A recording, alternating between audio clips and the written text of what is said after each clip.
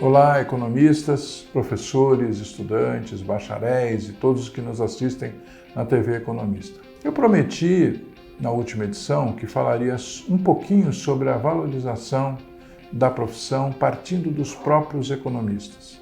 Quando eu comecei a trabalhar, e isso lá se vão 55 anos dos meus 63, o que era muito vigorante nas empresas era valorizar o conhecimento técnico.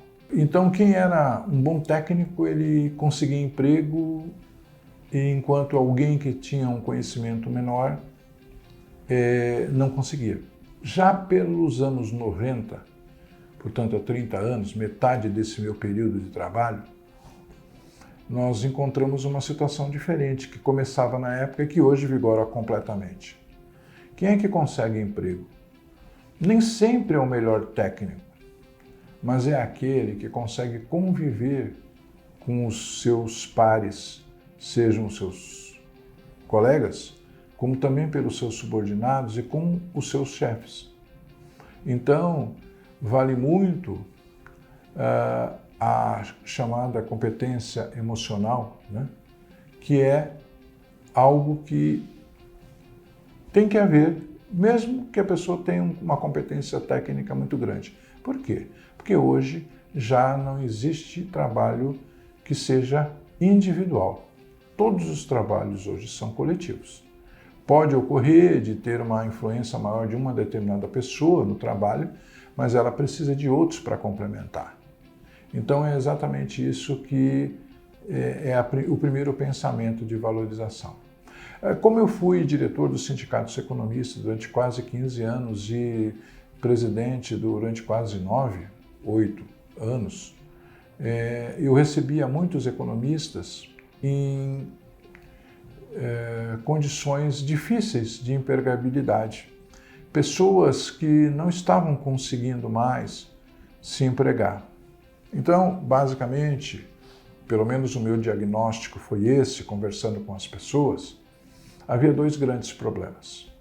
Não era o conhecimento técnico, o embasamento, porque esse o economista teve na faculdade uma base teórica muito forte. Às vezes era a questão prática, ou seja, o economista não conseguia colocar todo aquele conhecimento na prática diária do seu trabalho. Embora ele soubesse fazer o trabalho, vamos dizer assim, soubesse fazer, ele não acompanhava as mudanças. E essas mudanças elas podem ser culturais, elas podem ser tecnológicas. Então hoje, alguém que não acompanha as mudanças tecnológicas e culturais tem uma enorme dificuldade de colocação no mercado.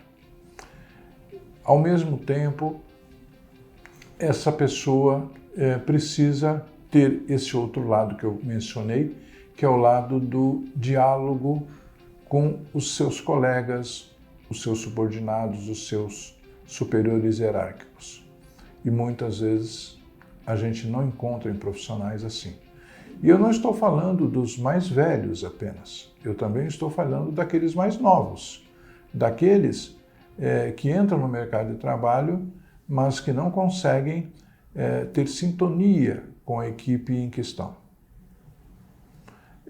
Sem essas duas coisas é muito difícil.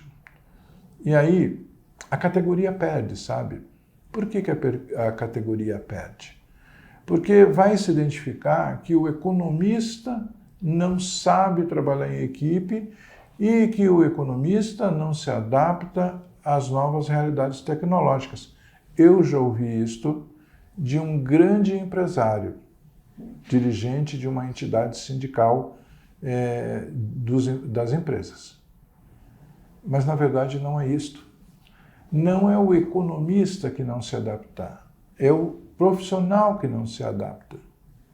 Ele pode ser engenheiro e não se adaptar. Ele pode ser advogado e não se adaptar. Ele pode ser médico e não se adaptar. Mas fica a pecha de que o economista não tem essa condição. Por outro lado, o empresário, aquele que seleciona as pessoas para as vagas disponíveis, encontra 1, 2, 3, 4 administradores de empresas que se encaixam nesse perfil hoje exigido no mercado de trabalho. E aí ele vai chegar à conclusão de que o administrador é melhor que o economista. Não é. A questão é pessoal. A questão é de comportamento, personalidade, e que nós precisamos nos adaptar. Afinal, nós podemos trabalhar em equipe, podemos ser autônomos e trabalhar sozinhos. Só que, grande ilusão, quando a gente passa a ser autônomo, nós temos mais chefes do que tínhamos. Quando eu saí do Banco do Brasil, em 1995, eu era, na ocasião, gerente de agência, só tinha um chefe, o superintendente regional. Depois, acima dele, outras pessoas. Como perito, consultor, gestor de empresas, eu tenho 400 chefes, cada um deles com a sua característica. Então, se eu não tivesse as qualidades de saber lidar com um chefe, imagine se eu teria condições de lidar com 400 chefes que são de cabeças totalmente diferentes. Então, este ponto da valorização, ele foge da característica única de ser economista, mas ele também está atrelado à valorização da categoria. Algumas pessoas perguntam, o que faz um economista? E sabe que dessas pessoas, muitos são professores de economia, muitos são economistas que não sabem o que fazem, ou o que poderiam fazer, sabem o que fazem, mas não sabem o que poderiam fazer. Muitos são estudantes que, durante a faculdade, não aprenderam o que fazem. Eu tive a honra, e talvez tenha sido a maior honra da minha vida, de ser paraninfo de uma turma de ciências econômicas. Não é de São Paulo, do estado de São Paulo, mas não vou dizer qual é a faculdade, a universidade. E eu fui escolhido como paraninfo da turma. Eu não sou do meio acadêmico, mas fiquei muito honrado. E aí perguntei para os organizadores da turma, por que vocês me escolheram? Se vocês só tiveram 30 horas de aula comigo em toda a sua vida, pois eu dei um curso de perícia no estado em que essa universidade está instalada. E havia um contingente muito grande de estudantes de economia dessa turma.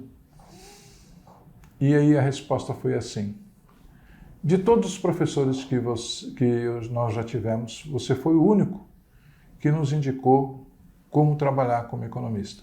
Nas suas aulas, mesmo sendo de perícia, você foi para outros assuntos e mostrou que nós tínhamos campo de trabalho.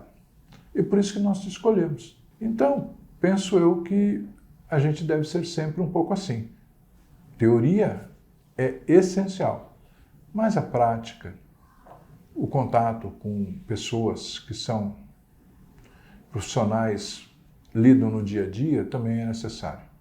Então, economistas, futuros economistas que são os estudantes, bacharéis de economia que poderiam estar aqui registrados no Corecon e ser economistas, ou poder exercer legalmente a profissão de economistas. Vamos pensar um pouco nisto. Valorizar a todos significa que cada um se valorize também.